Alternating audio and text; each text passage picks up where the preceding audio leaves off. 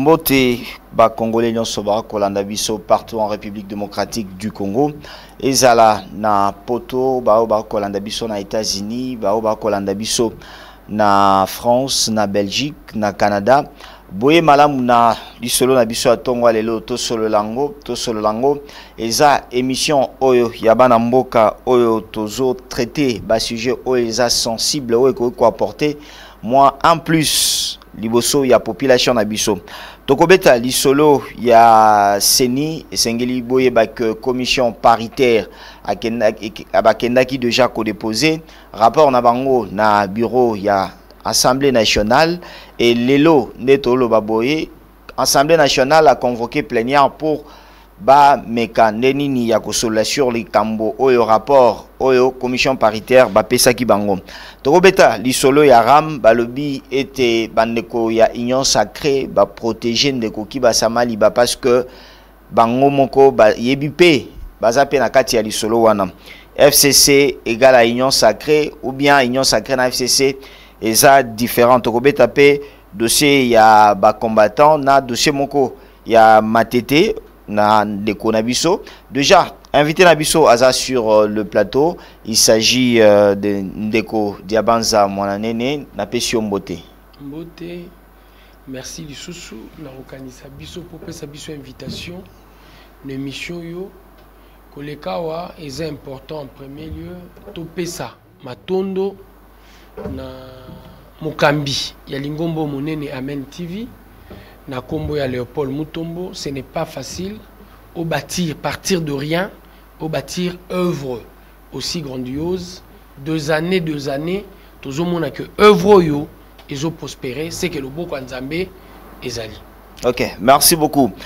Tobandina nos conférences épiscopale nationale du Congo 5 en cycle est disposé à revenir à la table des négociations en vue d'aboutir à la désignation 2 animateurs de la commission électorale nationale indépendante. Et c'est que après rapport, il y a Banekonabiso, il y a comité paritaire, comité épiscopal national du Congo 5, bazo seng accueil, baza suko na volonté lisusu, il y a ba revenir autour du même table pour na kosola likambo o etali président, il y a Seni. Aussitôt remis à Christophe Mbosso, président de l'Assemblée nationale, la chambre basse du Parlement a programmé pour ce vendredi 15 octobre l'audition du rapport de la commission paritaire qui a été chargée d'examiner les dossiers de chaque candidat membre des commissions électorales nationales indépendantes. Ndeko Diabanza, Lisolo Oya Etali Likambwa Seni. Balobi était union sacrée beaucoup qui n'est dans les par forcing na oyo ba komona sur terrain. Je crois élément liboso to je dirais le mot partout dans otambola na zo monezo leka eza forcing. Je me dis quelque part biso UDPS pour ne pas parler de l'union sacrée dans sa globalité toza ba membre ya confession religieuse te plateforme wana eza obe composé na basali na Nzambe. Je crois notamment la grande église Amen. Il y a Léopold, il y a évêque Léopold Mutombo. L'apôtre Mutombo. Ils ont représenté paix nakati par l'église des réveils. Et bangonyo surtout nakati baza bato na Nzambe. Toza na ba musulmans, toza na ba orthodoxe, toza na catholique que je suis, eza pe nakati. Mais na bato wana nyonso tout parti politique kombo UDPS ezate. Et basali biloko na bango na kobeta pe lisolo biso nyonso tolinga kobeta la main noire ya politique ezalate. Ndenge nini bokoki kolinga intervention ya politique ekota na makambo wana. Soki tokoti aussitôt tokoti directement la dimension indépendante par rapport au choix et aux alabiésés. Tokoti te totiki bango. Ba potani entre bango. Mais bango balobi que moi loboko ya ba obako kamamboka izalaki toyokaki ba déclaration ya bandeko na biso ya catholique toyokaki ba déclaration ya bandeko na biso ya SCC na ya mwana nde mbutu ekotaki ndeko. Mais pardon na mbutu wana il ne suffit pas d'accuser quelqu'un. c'est lui qui veut tuer son chat, l'accuse de rage. Sans pour autant en rage. Mais ce gars a réellement en rage. Tout le monde a diagnostic qui a médecin. Et dans le contexte de la société, s'il s'avérait que moto bango bako lingate, ana mbilinga ya loboko politique, m'a apporté de preuves. Apporter de preuves. Il y a une justice. En dehors de la justice, tant on zobeta lisolo ya SCC, na catholique, ya biso lingomba, ezaba mangomba ya minene. Baza na possibilité, il y a utiliser même médias. Il y a eu une conférence de presse tout dernièrement. Ah ouais. Ouais, faite. Et dans la conférence de presse, tout le monde était place à brandir ma preuve. Mais la révélation, qui ba audio, ba nini, ba pression, izalaki. Omoni na masolo zo beta. Masolo ana nyonso ezo ternir lingomba na biso. Nazo zala mal à l'aise. Quand je suis sur le média, na évoquera ba problème. Je suis très mal à l'aise. Pourquoi? Mais bango ne besoin intervenir parce que tu koloba ke parti na bino IDPS ezana likambote na kati ya makambo oya si. Bien sûr. C'est-à-dire ba o ba ko intervenir baza banganga nzambe. Yango na isengeli to beta lisolo na bango parce que bazo potana lelo ko yoka na exemple bango na bango. Très mal à l'aise. Mais soyote. Mais faut soanga. Eza okwa tata nanga asali mabe tato abotinga asali mabe na ndako siko nazo beta masolo ango libanda non pour justifier mon père mais pour justifier réellement la dimension ya vérité malgré naza moto attaché na vérité mais ko swanga kaka po eza tata nanga la partie humaine ozo caractériser bo moyina ngai et limo était tout ekufité même en Christ nous avons vu ses pleurs.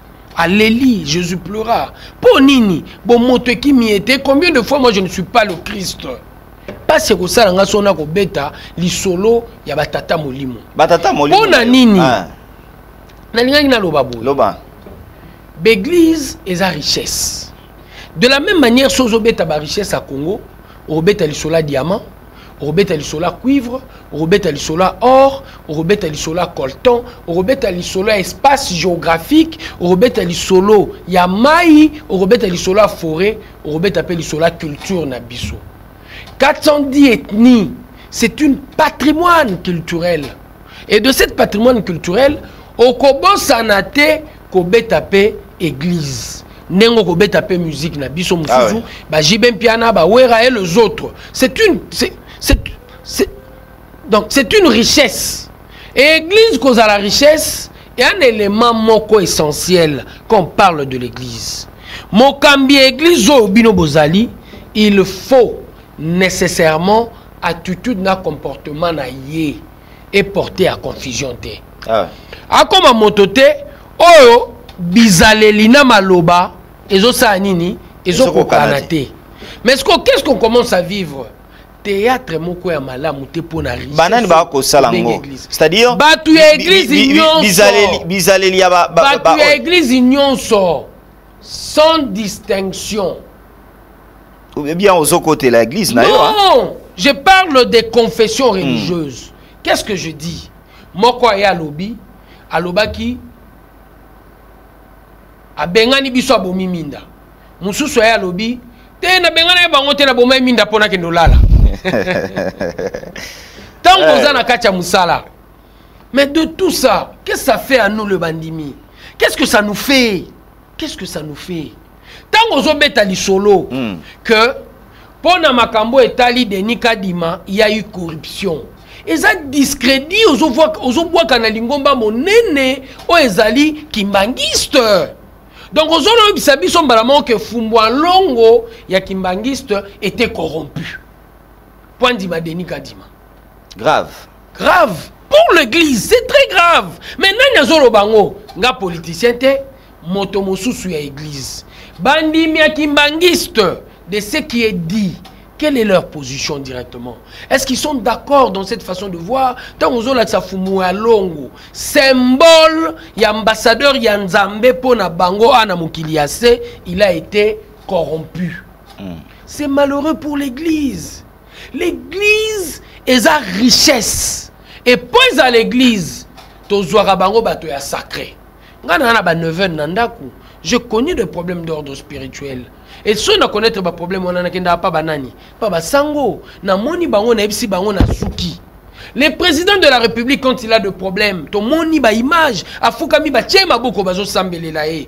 Mais ba toi bazo sambelelae. Au président de la République azo fukama. Na mutu ne azo considéré bango supérieur parce que ce sont des représentants de Dieu. De la même manière que moi. Yango wana, zena si sa idée nanga. Na théâtre nyos tozo vivre. Ezo sala bola muté. Ça n'honore pas l'église. Et pour moi, Tolongo la confession religieuse na makambo. Est-ce que organisation élection et ministère Ozo sepela na communiqué o ya 5 ba utaki ko sala dernièrement.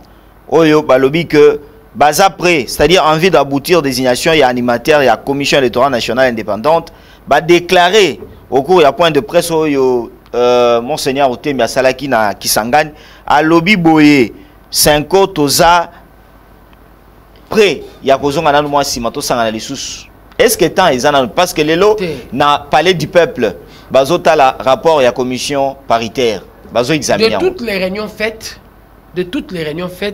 la toute dernière na landi religieusement évêque Dodo Kamba na landi religieusement l'abbé Cholet.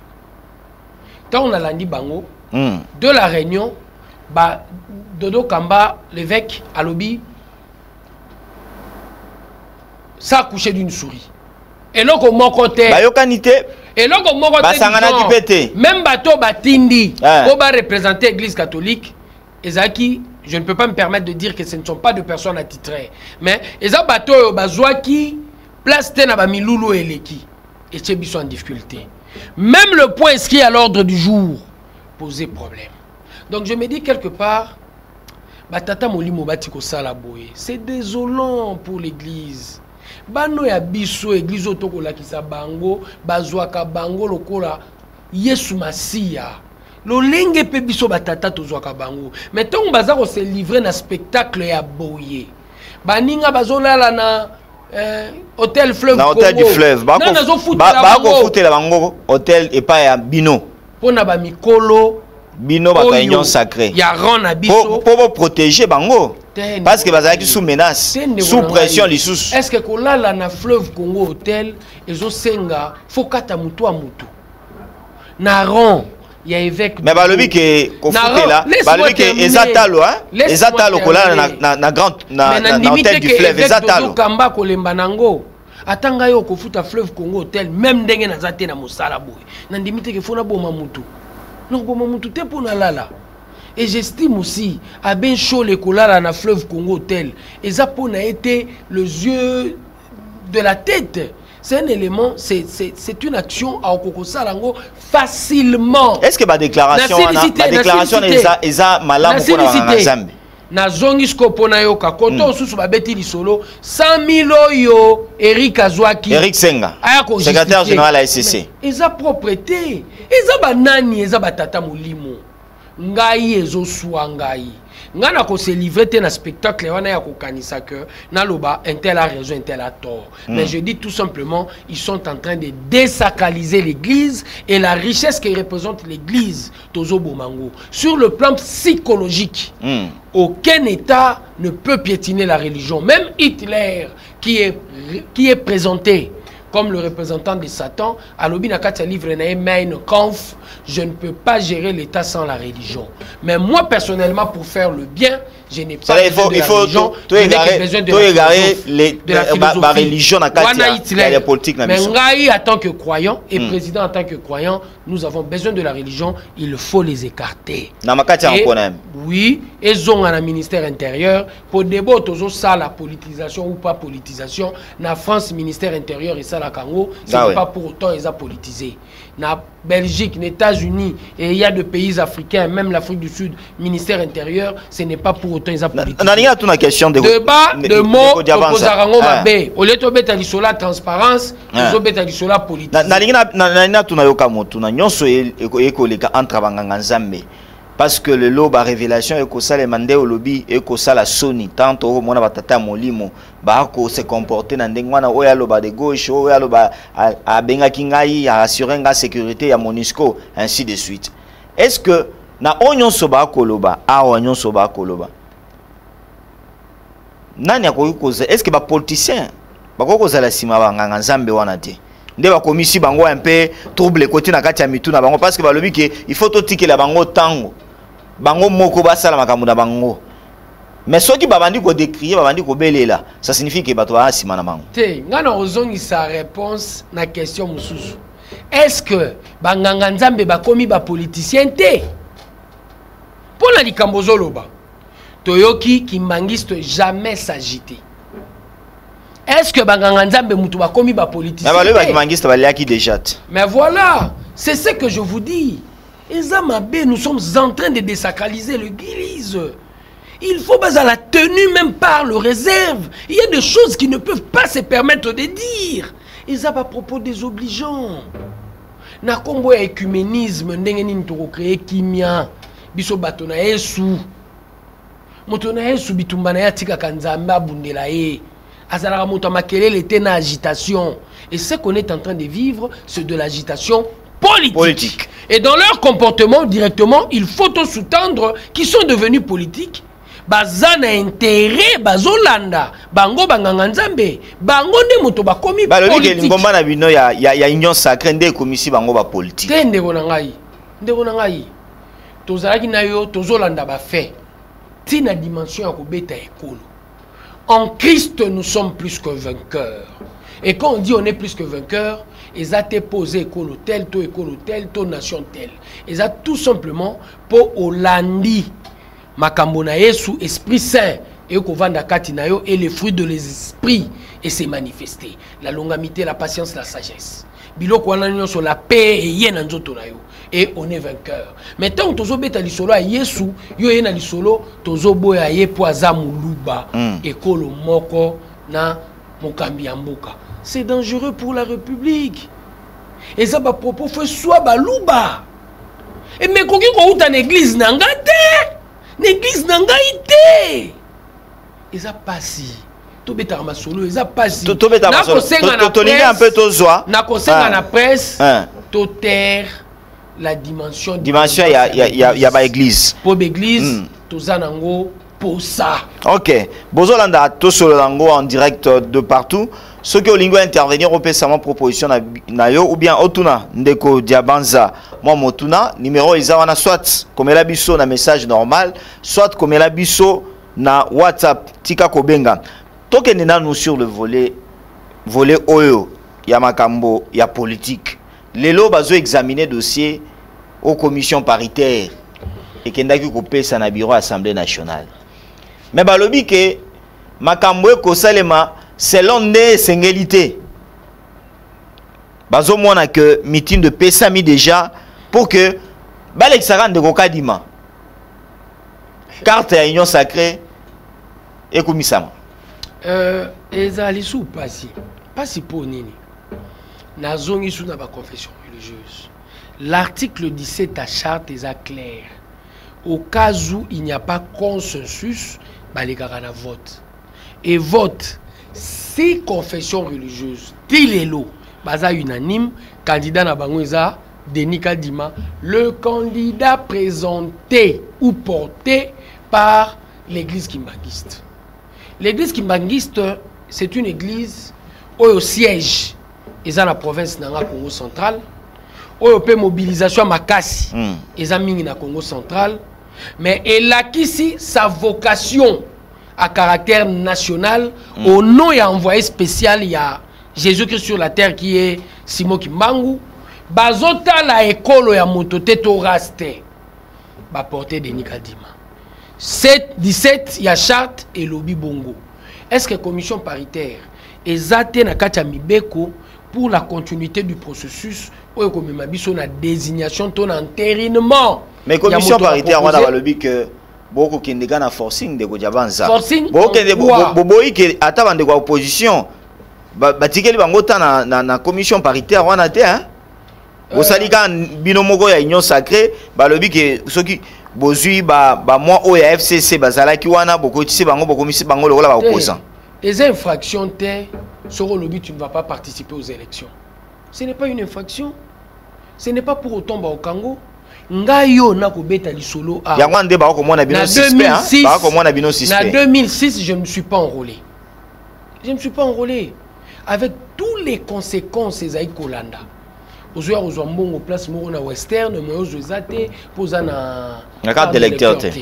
Et je disais à ce gens-là, la carte de lecteur ne peut en aucun moment faire office de la carte d'identité. Et Zamboka ya kokufa, tant bino pe ba entreprise aux États-Unis, western, chez bino sala maraboete, mais chez biso bolingi pagaille. Je disais ça. Et de la même manière, j'ai dit à mes frères, au lobby à opposition, ce qui est FCC lobby et qu'on prendre part à l'élection, c'est pour autant que Congo faut s'arrêter. J'estime que non. Mais au moment qui m'a pronommé en 2023 cause à la biaisé, parce que Bolingi, il y a 2023, non? Toi, ma pronommé il y a 2023. Bolingi qui est à la biaisé, parce que Bolingi peut attaquer permettre à Bandegoba le balilobate, attaquer la minorité à parler du peuple. Naïebisio Lisusu. Tout ce débat à caractère politicien, moyen malade à côté rango, organisation élection dans le ministère intérieur. Ce n'est pas pour autant au politisé.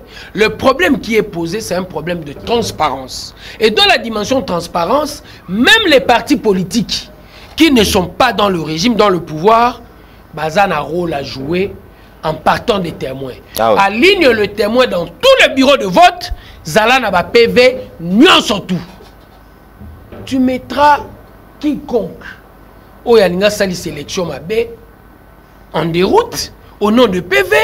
Au lieu de sous vérité des unes pendant que mais tu as aussi les matins à Congo, hein, de connaître ti le loba qui a publié bureau vote bureau na publication bureau par bureau atika ko sala ngote atika ko sala ngote yangwana nde bandeko ya opposition lelo mais tika nga pena loba non yangwana nde bandeko ya opposition lelo balobi ke au lieu que tozongela na ndenge otomona ki mapona miananga ya malumalu ya nani ya pasteur Ngoi Mulunda esengeli ke oya sikoyo to sala mapona mi moko akitoko tandis que bino bozaki na opposition bobanda ko crier tous les jours to lingi mapona mi akitoko mais bino bokomi lelo na pouvoir bolingi ke bozongela pe na ndenge o ezalaki et bon toujours pouvoir en anine nanzela maponomite. Nous avons été capables de corriger notre erreur du passé il y a 2011 ayant compris l'erreur na biso tolobite. Tu aurais continué à combat pendant que l'adversaire ne nous permet pas d'avancer. On a fait son jeu, on a remporté les élections. Tant que Yazolinga utilisé machine, bisotolobi machine ou pas machine élection. Tant que Linga longola oyo Beni na non, c'est le parti est ba Beni ba. Mais Beni na province moi bandu. Tolobi sans yango même avec deux Congolais. Numbi. Yumbi, nous partons aux élections. La chose la plus importante pour nous, c'était les élections avant tout. Mais il y a un vrai problème à la partie d'opposition. Ils sont incapables de mabé na biso aux amabété. Mais il y a déjà des bandits. Ceux qui les l'ont bande kwa la muka ba ko tambola ata ba oboza na bango na kati ya union sacrée ba ko sepelate na mususu ba ko sala ndeko na ngai caprice ya opposant elingo lobate ke lobe ozamabe bato ala muka baza na kati hémicycle ezala Adolphe Muzitu ezala Failou même la muka El Katumbi et Bemba bango pe baza. Et les textes de la République sont clairs. Si vous n'êtes pas d'accord par rapport à quelque chose, les représentants de la population par l'Assemblée nationale, il y a possibilité de renverser la situation. Ce qui Failou a la possibilité de convaincre dans sa carte parlement. Il faut tout bima na carte d'institution pour tout résoudre le problème en dehors des institutions. Tout qu'il y a un dialogue. Je crois que non. Des dialogues en dialogue. Jusqu'à quand? Les logos dialogués, ça m'a bien. Oui. Pour la ligne. Oh, mon frère. On dialogue quand? Mais ce qui est problème, c'est que Katia Mboka, bazo participer na Katia Maponami, ba koyo kanate. Mais ndeko nangai. Le rôle ndeko Failou la lobby que Maponami ndeto ko kende boye ko satisfaire batunyo sauté. Bazo kende na Maponami. Alors, ce qui est bakutani liboso to solona likambo o etali élection ezamabe. Congolais nyonso. Soka FCBiso ndenge bo sale l'élection na sepelité to dialoguer na ye congolais nyonso o palobi il faut bo bakisa ndundu mutasa la élection to dialoguer na ye mususu alobi te nganet naza aveugle ba aveugle mutu basa la élection to dialoguer na ye mususu atelemi alobi te il faut ba musicien to dialoguer na ye. C'est ça qu'il faut faire. Je crois que non. On ne doit pas céder. Non, na lingna ke no malembe. Pour batuba beta lisola dialogue, les constats doit être un constat d'ordre national. Tous les partis, que ce soit ceux qui sont au pouvoir, que ce soit ceux qui sont à l'opposition, va comprendre qu'il y a nécessité à l'intérieur du mode d'emploi constitutionnel, il est impossible pour nous de résoudre ce problème. Là, les gens peuvent dialoguer. Pour la machine est grippée, la machine est bloquée. Mais dans le contexte des caprices de gens, c'est-à-dire, mais oui, ils sont politiques. Le baza na marche, balobi qui na marche na bango ba réclamer makambo eza essentiel. Le rôle likambo oya, balobi pona bango ba ko mona ke ndeko Félix Tshisekedi alinga ya glisser. Mais voilà, organisé 2023. Voilà. Pona bango ba ko mona ke likambo seni boko disi ba to politique na kati ebele au lieu la société civile wa ko ça. Vous avez vu que dans le ministère intérieur. Politique comme Taouban. Mais la minute, ce n'est pas pour autant difficile. Essayons de réfléchir comme des hommes sérieux. Cessons de réfléchir par rapport à nos humeurs. Ah oui. Ndeko Failou est sa position en tant qu'opposant. Il joue pleinement son rôle pour Azolinga Kombo na Vimba. Nous obtenons Vimba en tant que politique. C'est normal. Et partant de cet élément, tant Azo jouer rôle na au kokyo sengate pouvoir mobimba. Et jouer na caprice en Ndeko Failou. Ndeko Failou na biso na olinga glissement. Pour biso to boy dialogue, to lobi rendez-vous kaka na l'élection 2023. Yosko zo linga rendez-vous na l'élection 2023 te olingi to vanda to solola. Ba créer le poste mobimba. Réforme institutionnelle yo muto piloté.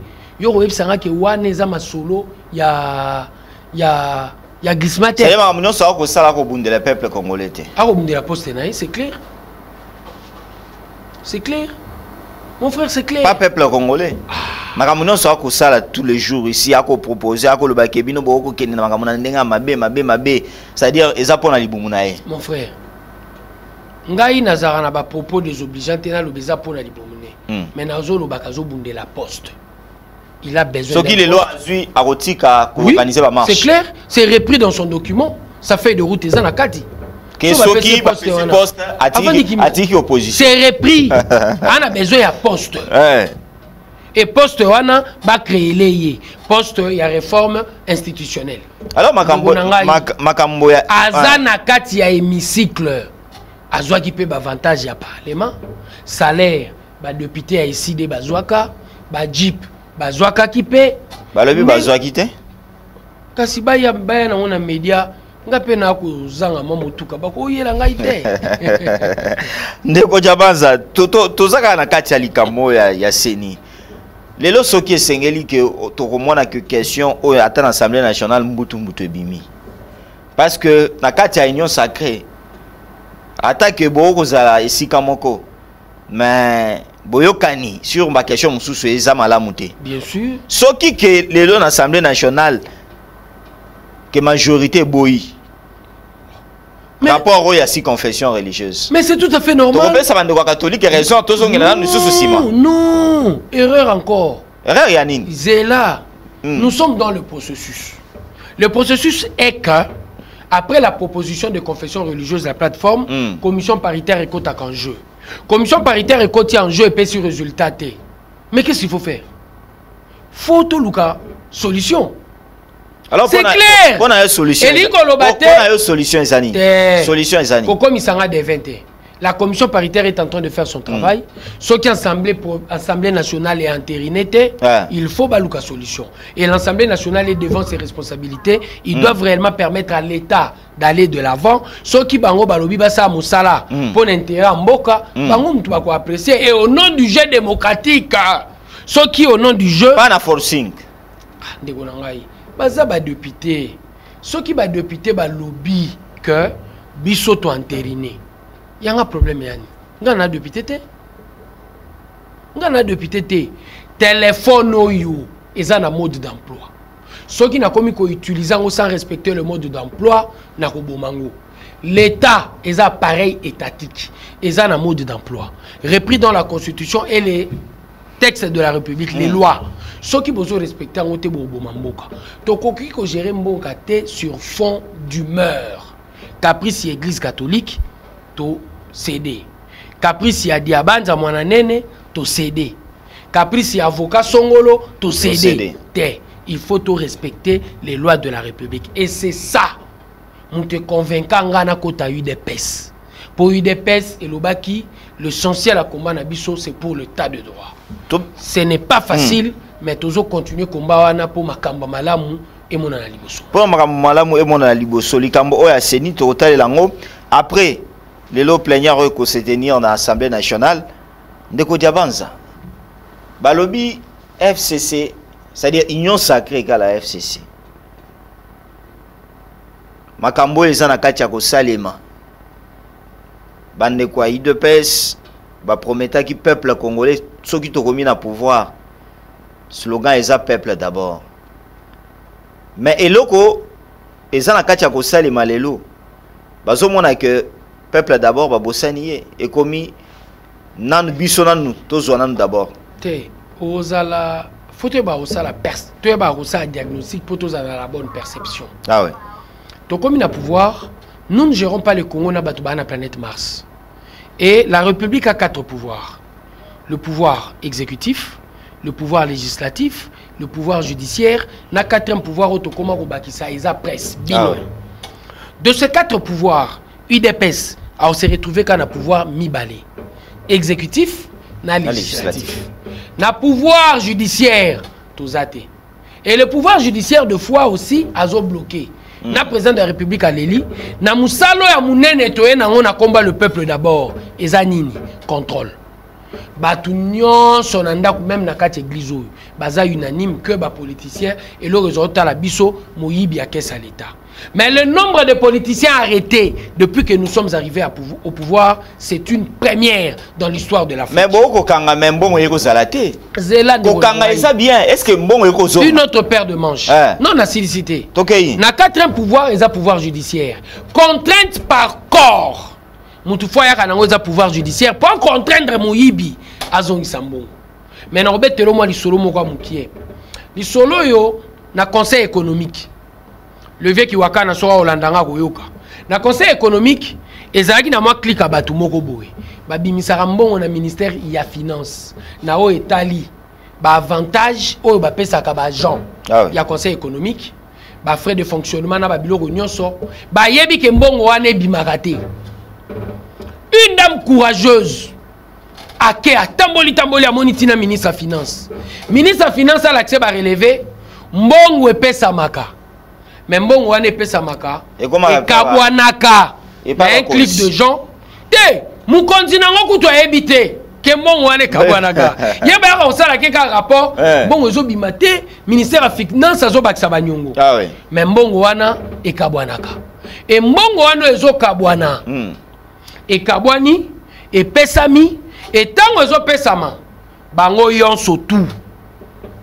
Bazolia na bato aussi balongwa na conseil économique o ba yebi kopwana le londe na yebiso parmi bato ane za na bato bakangaki mais na ba o bakangaki si babimi na prison et si babimi o yebsanga nini conseil économique mte bimisi te kanyaka na bazuzi ya wana ba koloba ke mais wana za bisote est-ce que bazuzi wana baza bato yu de pes.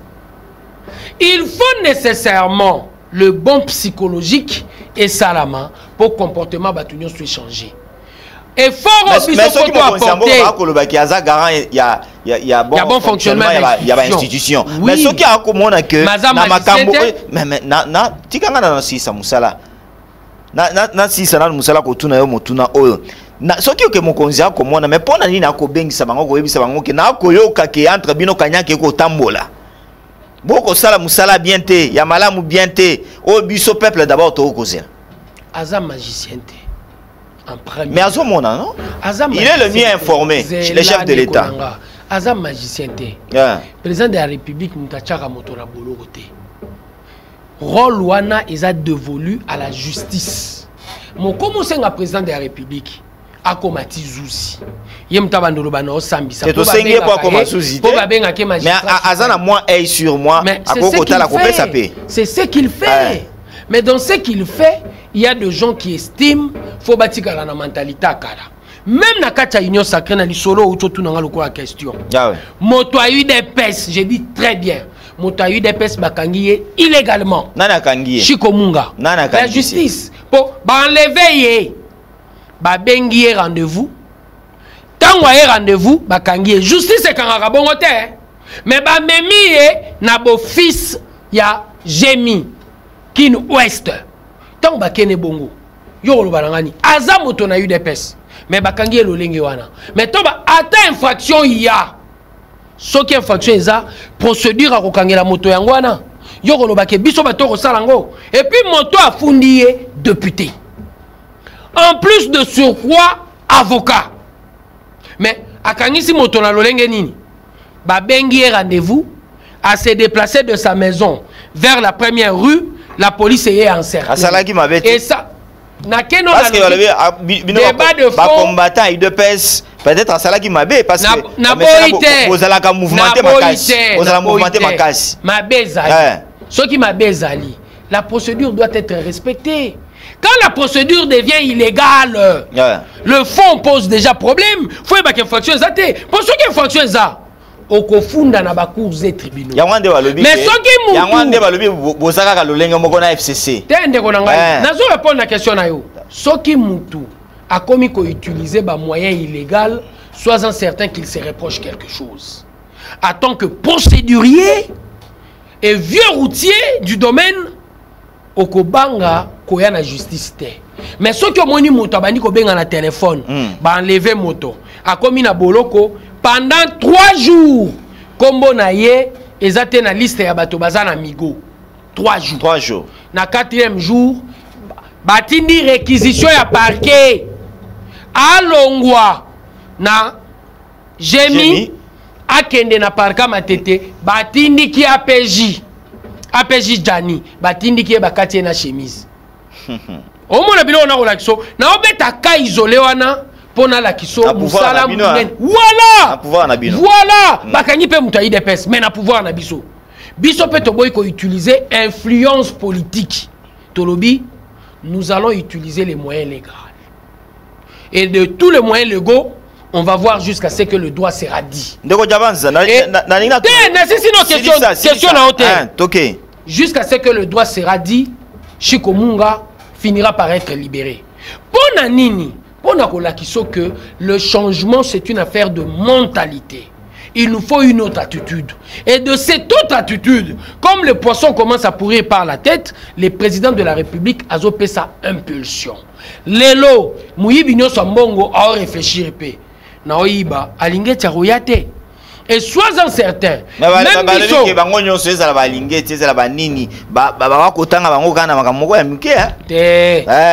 Preuve sur la mais voilà, c'est une première dans ce pays. Tony Mwaba, sans pour autant avoir détourné, l'IGF, l'inspection générale de finances, contrôle en amont, pendant et en aval. Et en amont, a remarqué Mukando Komeli l'État pose en bon amoniango bilinga bilinga. A téléméliango, c'est une première mon frère. C'est une première dans l'histoire. Likamwaram. Oh ben IGF dans une décision, une option à caractère politique. Na législation PCL qui. Je profite de l'occasion avec tout le courage dire aux Congolais attends na kati téléphone nanga pona ram na lelaki makasi ça lui passe pas si pona nini la manière ndeko nanga la procédure zaki mabe zela ozotika ngaite loba contribuer dans le développement c'est le contribuable qui le fait ah ouais na ba taxe na bempo na biloko to futaka ba société de télécommunication et katara biso ba unité to le la raté pona nini la manière oyo bakatelaka RTPC na ministère a petentik du débat avec les sociétés de télécommunications, aux partenaires na bango sur, ba solo la ki ndenge nini, po ba eba ko beta, prélèvement, ya mbongo, na ba unité na biso. Na tie, 100 unités au Katinyoso. Mobomingaï. Dans la communication, il y a une vie. Et ma vie dans le portable exige à ce que, quand il y a un petit problème, j'ai la possibilité de communiquer. Natie 100 unités, non, ça ne se fait pas. Cette manière devait nécessairement révolter. Et je vous dis, dans cette manière, les sociétés de télécommunications ont une part de responsabilité. Pour la société de télécommunications, Bango Bakata, l'État prélevé. Nako prélevé, on a la possibilité de comprendre le nombre d'abonnés. Chaque société de télécommunications a Zanango. Moi, encore ça biso lisusu en termes de contribution, na ba taxe à futaka, na ba impôt et zalité. Et c'est ça le vrai problème. Zéla na silisa. Dans ma proposition, il fallait un pourcentage du genre sogotier 100 unités, en termes de pourcentage. Bazo à 10%, bazo à 5%, to bazo à 7%. Mais bino bazo à nyonso poyo lingina mbongo na yo ekoka. Yangwana batu fallait ba se révolter. Et j'estime mais se révolter mais botali population te. Botali population bokutana kuna bino nyonso bato a union sacrée pour protéger oya bino ki ba samaliba. C'est une première dans notre pays. Le nombre de ministres déjà interpellés de l'UDPS et nos alliés, 3, depuis le gouvernement Sama Lukonde. Et Bazoya sans problème. Et Bato peut Bazo Beng Sabango, député Union Sacrée. Na régime électif. Mais kaka binomoko bozaki. Mais tika ngape na ko bakisata mwa mungu ande ko jabanza. Na ko bakisa. Mais tika ngape na ko bakisa mwa mungu ande ko jabanza. Na lobi ka binomoko nde bosalaki makele bolobi escroquerie to monaki na kati ya liboso mention ya liboso nani jour ya liboso oyo ki basayaki na palais du peuple. Bino bato ya IDPS baba député à union sacrée balobaki non escroquerie il faut longwa sala boy. Balobaki non topesi ndeko na biso 72 heures à zonga. 72 heures, tout le monde ndeko kibasa aya quitté. Totali boye ndeko kabunt. Naba ndeko na union sacrée. Bakutana ki pona ni to le beli kambwaram. Ndeni to protéger ndeko kibasa. Mais peuple azelanan. Aussi ici. Et comme il y a 3 questions. Tokei répondre. Nabandi la première partie à question est pendante. À la différence avec le régime passé, Moutou ya PPRD a koki ko bengisa classique. Ya PPRD na parlementaire. Ceux qui opposent à Bengisiye, Bango, Bako protéger tina dimension à Rolingaku tout est des baiser à malam. Mais la différence, na union sacrée, vous venez de le dire, Tozala qui d'accord, na ndenge bazali ko percevoir, na yebiso pe nanga na zaki d'accord. Tant ba Bengisi pour éclaircissement, tolobi lo malam. Mais arrivé, il y a eu un problème au premier jour. Le ministre n'était pas convaincant. Ça, nous devons le dire. Ce n'est pas parce qu'on est union sacrée qu'on ne doit pas dire cette vérité. Il n'était pas convaincant. Il est rentré. Il s'est préparé au regard des éléments. Jouro Babengisie, Jouro Yo, et ça na réunion gouvernement. Et na réunion gouvernement, il y a Yebikara que le porte-parole du gouvernement est à l'extérieur du pays. C'est lui qui fait office du porte-parole adjoint. Il faut jouer pleinement rôle naé pour na makambitali communication, il y a exercice, il y a réunion gouvernementale. À Sengi, c'est ça l'exercice démocratique. Oui, il a quitté. Compris. Mouya yazonga imoga. Compris. Bapoussi. Et Bapoussi, est-ce qu'il n'est pas passé? Il a fini par passer. Et Tangwaye. Après débat, hein? Tangwaye. Après Kobon de la député à Union Sacrée. À aucun moment, biso tokoiko waka kacha sur l'Assemblée nationale na koyebisa ministre koyate.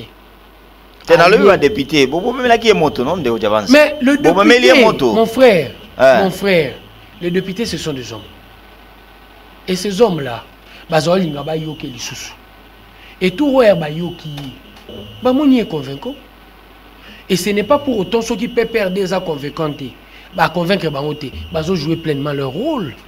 et au nom de leur rôle d'opposant. Sobalobi Babima, c'est leur problème. Mais les mesures seront prises dans la logique où, même dans les propositions du ministre, il y a des choses et des avancées significatives. Ils ont une logique à le peuple d'abord. Ah ouais. Nanina tunayo bandeko ba komeli biso ba message eza ebele hein. Balobi yebisan ndeko na biso ya IDPS. Azolo balikambo o etali seni azolo baba pesa ministère ya intérieur. Alingi pe ke dialogue esalema te. Mais pona bango, pona nini balingi pe koyokela église catholique o asengi lisusu ke ba revenir nanu sima. Au monita linga me mabiso na logique à dialogue. Soit aux retard par rapport à calendrier, to souka na dialogue. Soit qui aux retard par rapport à calendrier, to souka na dialogue. Mais glissement, biso zo sepeli sa bisoté. Bon naza depuis tété. J'ai besoin de postuler cette année dans côté hémicycle pour un apport de taille en termes de réflexion, en termes d'attitude. On a osé pour réellement qu'on ait de l'avant. Et de cet apport, sur sali glissement, une année ou 2 ans, on a encore un hémicycle. Et donc on respecte les sous-soutés constitution. C'est ce que moi je veux. Now, tu as 5 messages, après tu continues pour tout ce qui ça. Donc, comme je vous dis, Yebsan de Kodiabanza. Bazo banga makambo opposition a kosala parce que bazana bilan a représenté en 2023 de tous les régimes qui ont succédé na 2 ans au Félix Assali président Moroteno Assalam. Assali 2 ans. Ni Assali. 1 élément essentiel il y a diagnostic à beaucoup. Mobutu Alobango. Liandambu Tikandambu pour dire que la corruption est qui gangrène et Zoboma Congo. Kabila la population va se retrouver. Laisse-moi terminer mon frère. Kabila yé. À Kenali Solo fini la récréation. Alors reconnaître que corruption et la gangrène au Ezoboma RDC. Kabila l'a reconnu, mais il n'a rien fait. Félix arrive. IGF o Salama depuis 87. Oh bangonyo souba qui paraté na opesa musala. Président Lobi attend que coach fais ton travail. Soko continue à bureau naé. On a 2 phrases à l'obaraté. Une seule phrase. Fais ton travail. C'est tout. Alingeti l'a dit. Mais c'est là, la population se retrouve. Nanine. Je donne un petit exemple. Naza tata nanda. Naganyaka $400. Balia kangai. Naganyaka $800. Mutumoro n'entreprise alia $400. Na $400 nanda. Moeba nanga fuluka ezate. Mais jour na découvrir que $400 na ngamo éthique à la ration na $400 wana iba na somba TV. Mais balobi que ça ba mbongo munoko mais mona na katende ko jabanza. Mbongo wana ezaka ya munoko non? Ozana besoin tena silisa. Te silisa. Antike lo maloba. $400 wana soki eye. Ndabu nange ko fuluka. Na comme na possibilité o sombela bana bilamba, na comme na possibilité à redefa même mutuka crédit, vie nange ko changer. Vrai problème tozana ngo luzolo bambi ya lobi yango. Tobungi saka 15 milliards l'an. Azaï Moutaï de Pesta lobby en époque à Kabila. Fek, durant, au cours de la même année, et lobby 30 milliards l'an. Président Félix Aye a lancé, premier défi, budget 12 milliards. Batoutou Balobi, et ça utopique. Et aussi mbaté. Et aussi mbaté, na Banque mondiale. Les longs na yondenge tozo solo la bonne. Mois septembre, l'argent mobilisé, fonds propres, 807 millions. Multiplié fois 10, ça fait 8 milliards. Sauf que si les 2 autres mois en Etikali, on est dans de 9 milliards 600 fonds propres. C'est grâce à l'arrivée de Félix. Pour tenir un contrôle. Et ce n'est pas fini. Je promets aux Congolais que Toroko Mati 1 milliard 300 millions. Il y a mobilisation interne. Il y a finance, il y a recette. Na longwe wana. Tout ça, quel est le bilan? La gratuité de l'enseignement, il y a peu de choses. C'est un article de la Constitution. Mbutu ezali biso nyonso. To yebi badongola miso o balingi gratuité de l'enseignement. To yebi. Yo po yebi ba. Je suis mal à l'aise.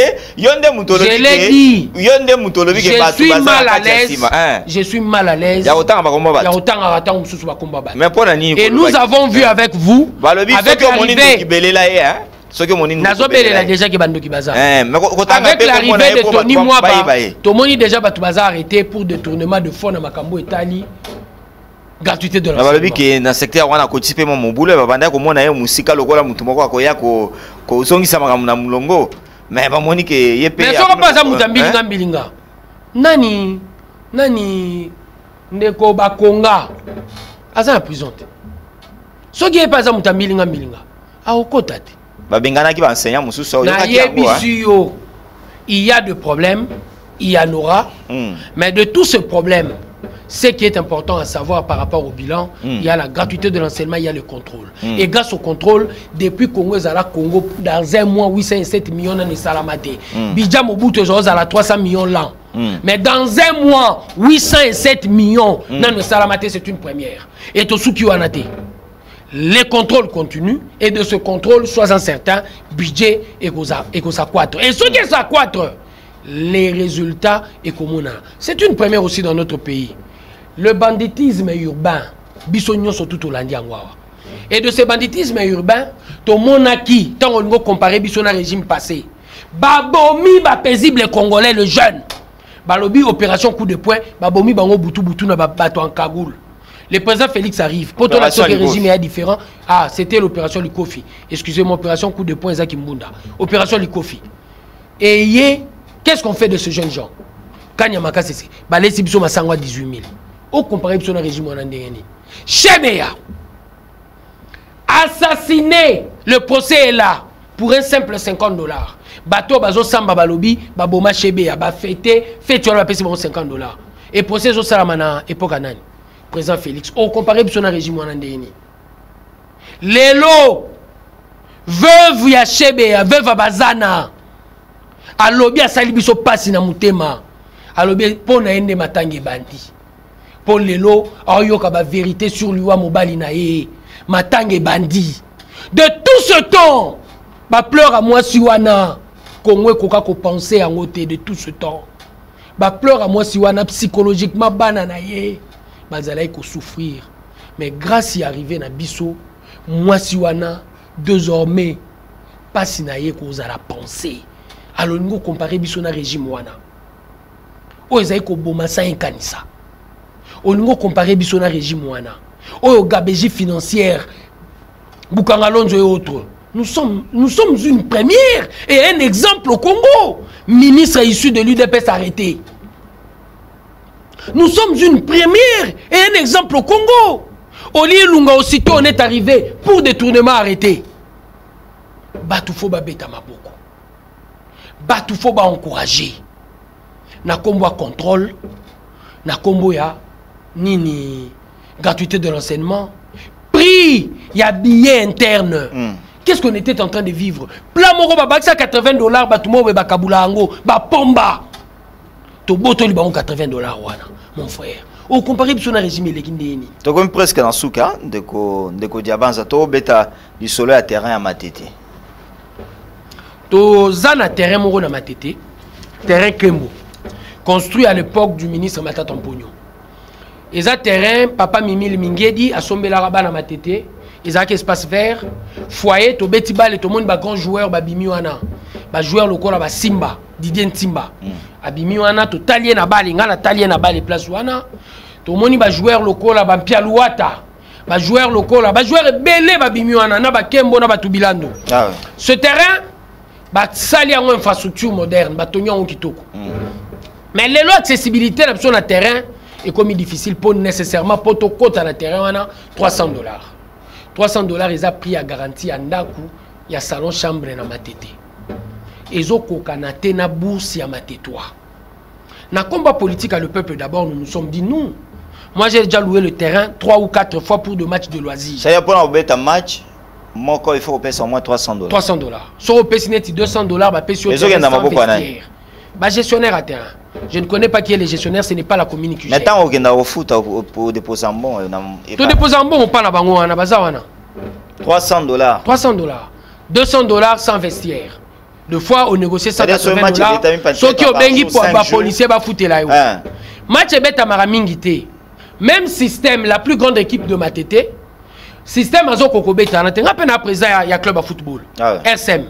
Je suis président et club à football, vice-président. Mais club n'a pas moyen s'entraîner Pewana. Exactement. Aujourd'hui, il y a former des joueurs. Moyen même joueur place soin exacté. Nazapé président. Il y a club, il y a judo. Ouragan.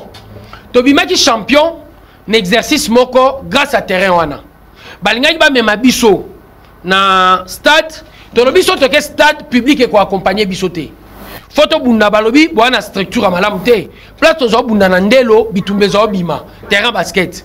Tolobi a to na structure mo malamu. Toke to futi mbongo to zui terrain wana. To bunda ki place wana so tali ba photo ezalaki kitoko makasi. Mais terrain ou accessibilité est difficile pour la bourse matétoise. Yango wana so initia ki pétition. Même muninga na biso Chiko Munga. Oyo bakangaki ezalaki jour azo signer pétition na ye. Ne ba bengaki rendez-vous ya makambo mususu. Bakangaki. Po ba enlever yi. Et ce que nous voulons c'est que tolingi terrain wana est comment proportionnel na ba poche na biso. Ah ouais. Ba la biso primoko oyo biso bana matete to sala nini to futa. Mais sans pour autant tomber bisa terrain on a pas to linga pété za la gratuit. Ah ouais. Pour entretien il y a bâtiment, entretien ba toilette, il faut nécessairement salaire et za la pona batouana. Et nous tenons réellement à le faire et c'est pour cela que nous sommes en train d'initier une pétition pour batouba signer. La pétition est signée le 30 et ça déjà date au kendo ça la dépôt.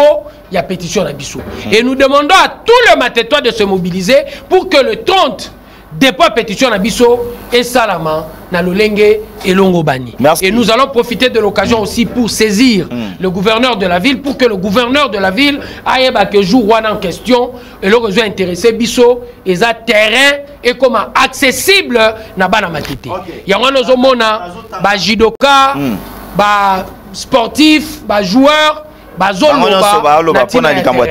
Nazotanga 3 messages na pesio 30 secondes to clôturer mission de kwa lobi yebisan de ko diabanza ye na makambo oya IDPS bango balobaki to kobunda pona peuple mais ram amoni si batu pasi parce que ba ko kata biso ka une seule fois te ba ko kata biso plusieurs fois de ko mususu lobi yebisan de ko diabanza a ko loba bien mais Aza mutu ya catholique ayebisa pe ba père spirituel na ye batika politique parce que alobili mususu balobi parce que monseigneur wa Yesu koyo alingi politique koleka makambo nzambe na peso 30 secondes na bani na wa suka je suis mal à l'aise quand je parle réellement de mes pères spirituels et ils ont compris mais à mon IP proposition na organisation élections dans le ministère intérieur la confession religieuse et bima bande kwa catholique babima na makambo wana po ezo sala soni na bomaki minda pona kendo lala na ninga bazola na Congo Fleuve Hotel ça non voter kadimate po za muluba sécurité na opération sécurité à Monusco na opération sécurité à Monusco ce sont des propos qui n'honorent pas nos pères des églises yango no bomoni na za mal à l'aise na obetango yango pe nazo senga to longola bango. Procédure réseau continuer pour la désignation à Seni. Procédure est continuer. Tout ça, les sélections dans le délai. Na masolo etali ram na lobi ngape na zaiko nyo romana ndenge bazaiko kata. Mais j'ai dit à tous les Congolais, il est important de contribuer na hôtel Misamboka. Bamboka nyoso bazo mbongo et pas ba contribuable. Tax nyoso sika bato eye bato sepela na ngote. Problème munene suis ram ezalaki communication. Merci. Il y a un problème d'ordre communicationnel qui s'est posé. Sauf un problème où on a nyon suza élagué de l'avant. Comment nabiso eza pona état de droit. Et état de droit eza leitmotiv nabiso. État de droit ko permettre makambulo kwa ba chebea.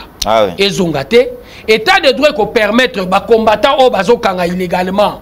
Et yate état de droit ko permettre congolais nyonso so kaza na problème atana muto mbongo abangate. Merci beaucoup ndeko Diabanza bon bayoki yo epa ba congolais bango nde moko ba ko juger soki makambo otiko loba eza eko toucher mitema na bango ba kondimango na pete ou bien ba ko zalampe na moi difficulté ya ko yambango parce que tout à fait normal mutuna muntu azana sina tolinga ki démocratie yangwana po moto na moto azana liberté d'opinion. Merci makambo ngana lobeza makambo nzambe te nzambe kutu baboyaka. Merci et bon yanga imoto. Merci nakoya na yo na émission na biso to solo la ngo tozaki en direct ya Amen Télévision to zolo bakara ke mboka ifo to lingana bolingo yangwana nde sala ke mboka to kende liboso soki opposant azape na moi likanisa bien faut ko yokela ye soki ba o ba ko diriger ba ko sala makambo kito il faut ko betela bango maboko il ne faut pas ko sala ngo na motema moko ya mabe parce que ngai fala kina zale sika wana yangwa lokola nazate il faut kana bebisa batu ba ina te Congo eza ya biso nyonso. Natikala komona un français pour na bolamu ya France a otelemela ngote. Mais biso nyonso to simana maboko Nzambe apambola Congo, apambola mokonzi ya mboka, apambola ba opposant, apambola peuple congolais mobimba. Tokutani lundi na 11h juste na tout sur lango ya semaine parce que tokolandela lisolo ya seni. Merci beaucoup. Je vous remercie.